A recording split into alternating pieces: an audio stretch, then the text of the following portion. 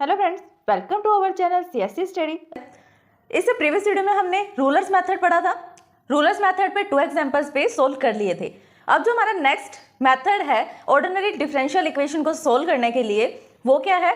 Modified rulers method.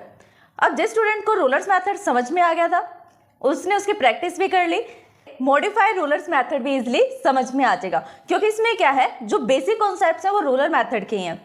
Ruler method में हम जो करते हैं, फर्स्ट इटरेशन निकाली, सेकंड इटरेशन निकाली, y1 की वैल्यू, y2 की वैल्यू, इस तरह करते हैं ना। लेकिन इसमें हमने क्या करना है, y की वैल्यू निकालेंगे, उसके अंदर भी मॉडिफाइड इक्वेशंस को यूज करेंगे। y1 का 1, y1 का 2, y1 का 3, इस वे से हम सोल्व करेंगे। कब तक करेंगे? जब तक लास्ट 2 जो इक्वेशंस होंगी, लास्ट 2 इटरेशंस, जैसे y1 फर्स्ट इटरेशन, y1 की सेकंड इटरेशन, y1 की थर्ड इटरेशन, जब तक 2 और 3 या फिर सोन कोई भी लास्ट इक्वेशन जो है, उन 2 लास्ट इक्वेशन में पॉइंट के बाद कुछ सिमिलर डिजिट्स आ जाएं, जैसे 1.99 है या 98 है फर्स्ट इटरेशन में, फिर 1.9876 समथिंग कुछ है, 1.97 इसमें कुछ है थर्ड इटरेशन में। तो ये सपोज करो ना कि इसके अंदर क्या आ रही है, सिमिलर आ रही है ना मोस्टली वैल्यू, तब आप इसको स्टॉप कर सकते हो। जहां पे भी आप स्टॉप करोगे जिस वैल्यू पे, वो y1 की परमानेंट वैल्यू बन जाएगी। नेक्स्ट इटरेशन जब आप फॉलो करोगे y2 के लिए, तब उसे आप पुट करोगे। अब इसका एग्जांपल देखते हैं, जिससे आपको समझ में आएगा कि कौन सी वैल्यू कहां से निकालनी है, कहां से ड्राइव करनी है, कहां पुट करनी है। तो स्टूडेंट्स, ये है एग्जांपल रूलर्स मॉडिफाई मेथड का। इसमें क्या है, एग्जांपल में solve the differential equation. Differential equation को हमें सोल्व करना है, जो गिवन है। गिवन इक्वेशन क्या है? dy बाय में dx is equal to minus X Y का स्क्वायर। ये क्या है? डिफरेंशियल इक्वेशन है, और ये दोनों इनिशियल वैल्यूज हैं कि y की वैल्यू इनिशियली 2 है और x की वैल्यू इनिशियली 0 है। By modified the Euler's method and obtain y at the x is equal to 0.2 in the steps of 0.1 each. अब इसने क्या करा, ये फाइंड करनी है हमें वैल्यू इस पे। ये इनिशियल वैल्यू है, ये इनिशियल वैल्यू है। इनिशियल वैल्यू के बाद ये मेन वैल्यू है जो गिवन है। गिवन के बाद इसने एक एक्स्ट्रा जो हमें दिया है इस इक्वेशन में, वो क्या दिया है? h की वैल्यू दी है। मैंने आपको बताया था ना, h को हम इंटरवल भी बोल सकते हैं, h को हम इंटरवल्स भी बोल सकते हैं, स्टेप्स भी बोल सकते हैं, और डिफरेंस भी बोल सकते हैं। तो इसने यहाँ पे बोला कि 2 स्टेप्स में इतना डिस्टेंस होना चाहिए, तो ये h की वैल्यू है 0.1 फॉर द ईच स्टेप। अब सॉल्यूशन देखते हैं। क्या किया था सबसे पहले, जहां पर भी dy बाय में dx था, उसकी इक्वल में जो इक्वेशन थी उसको f ऑफ x y के इक्वल रख दिया था। ये किया था ना कि dy बाय में dx किसकी इक्वल है यहाँ पर? माइनस एक्स वाई स्क्वायर के, उसको हमने रख दिया इक्वल में f ऑफ x y के। अब जो ये माइनस एक्स वाई का स्क्वायर है, वो dy बाय में dx की इक्वल नहीं है, ये f ऑफ x y के इक्वल है इसके। ये इक्वेशन बन गई अब, क्योंकि हमने इसको लेट कर लिया। फिर आता है इनिशियल वैल्यूज कौन सी हमारी, x नॉट क्या है और x2 क्या है?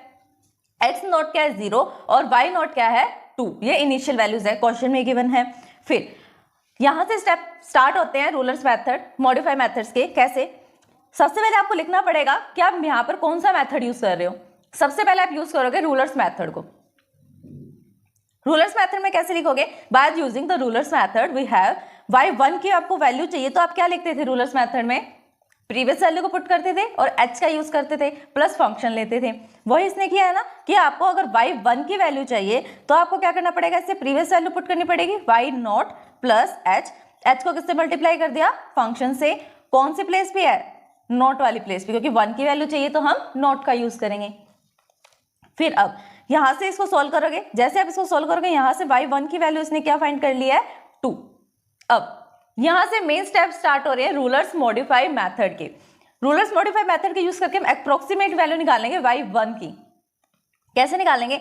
y1 चल रहा है ना, तो y1 का फर्स्ट इटरेशन हमें फाइंड करना है। फर्स्ट इटरेशन को निकालने का मेथड क्या होगा? फॉर्मूला y नॉट रहेगा, क्योंकि 1 निकालना है तो प्रीवियस का यूज करेंगे। h था, h को 1/2 कर दिया। ये देखो यहीं से इक्वेशन मिल रही है आपको। y नॉट तो एज इट इज रहेगा, प्लस h था तो h के प्लेस पे इन्होंने h/2 कर दिया। फिर फंक्शन को ऐड करा था ना हमने, फंक्शन में हमने सिर्फ एक फंक्शन को ऐड किया था, वो प्रीवियस वाला था, f ऑफ x नॉट और y नॉट, यही ऐड किया था ना हमने यहाँ पर फंक्शन। इस वाले फंक्शन में क्या किया हुआ है? 1 वाली वैल्यू पे ऐड करी हुई है, जिसकी वैल्यू हम निकाल रहे हैं, क्योंकि इसकी वैल्यू हमें मिल जाएगी। पता है ना इसकी वैल्यू कैसे मिलेगी? y1 की तो हमें इटरेशन पता है, क्योंकि हमने निकाला है y1 की वैल्यू 2 है और x1 हम इजिली निकाल सकते हैं h का यूज करके, निकाल सकते हैं ना h का यूज करके x1। फिर अब नेक्स्ट स्टेप, ये तो था हमारा y1 की फर्स्ट इटरेशन को सोल्व करने के लिए। y नॉट h/2 फंक्शन लिया x नॉट वाला और y नॉट वाला, फिर प्लस में एक और फंक्शन लिया हमने f(x1) और y1। फिर नेक्स्ट में क्या करेंगे, वैल्यूज को पुट करेंगे। y नॉट की वैल्यू क्या मिली थी 2 गिवन है, h की वैल्यू थी 0.1, डिवाइड करा इसको 2 से, फिर फंक्शन पुट किया एक बार 0 वाले के लिए और एक बार 1 वाले के लिए। दो फंक्शंस लिए थे ना हमने, एक 0 का और एक 1 का, तो 0 वाले फंक्शन में 0 वाली वैल्यूज पुट करी और 1 वाले फंक्शन में 1 वाली वैल्यू पुट की। और जो ये वैल्यूज थी नॉर्मल फंक्शन ही तो था f(x, y)। जैसे जैसे आप इटरेशन लोगे, 0 वाली वैल्यू है तो इनके पैर में 0 लगा दो, 1 वाली वैल्यू है तो पैर में 1 लगा दो, 2 वैल्यू है तो 2 लगा दो, 3 है तो 3 लगा दो, 10 वैल्यू है तो 10 लगा दो। इसके अंदर आपको अलग से फंक्शन नहीं चाहिए, फंक्शन वही रहेगा जो गिवन है। क्या फंक्शन था, -x(y) का स्क्वायर। यही फंक्शन है ना, देखो दोनों में, बस क्या डिफरेंस है, ये नोट की वैल्यू है और ये 1 की वैल्यू है। इसको इवेल्युएट करो। सो इवेल्युएट करने के बाद क्या आ रहा है 1.98, समथिंग और भी आ रहा होगा, लेकिन इसने क्या किया हुआ है 2 डिजिट्स को लिया हुआ है बस 1.98। फिर यहाँ पे वैल्यू मिल गई। अब नेक्स्ट इटरेशन पे आप मूव करोगे, y1 की सेकंड इटरेशन। अभी हमने फर्स्ट इटरेशन निकाली थी y1 के लिए, अब y1 के लिए हम सेकंड इटरेशन फॉलो करेंगे। सेकंड इटरेशन में क्या करोगे, सेम है फर्स्ट इटरेशन की तरह, y not plus h/2 f(x not y not), ये एज इट इज रहेगा, प्लस में f(x1 y1) तो रहेगा, f(x1 y1) तो रहेगा, लेकिन क्या डिफरेंस आएगा दोनों में, x1 है y1 है, y1 भी है, लेकिन अब y1 हम सिंपल पुट नहीं करेंगे, जो इसकी फर्स्ट इटरेशन से वैल्यू मिली है ये वाली वैल्यू, इसे पुट करेंगे। पुट करने के बाद इसे इवैल्यूएट करो कि ये वाली वैल्यू आ रही है 1.98, 0.4 समथिंग। फिर अब y1 के लिए आपको थर्ड इटरेशन को फॉलो करना है। थर्ड इटरेशन है, सेम रहेगा क्वेश्चन, सेम वैल्यू फॉर्मूला रहेगा, y not plus h/2 f(x not y not) plus f(x1 y1) रहेगा, लेकिन y1 की जो वैल्यू लोगे वो प्रीवियस इटरेशन की लोगे, प्रीवियस इटरेशन की।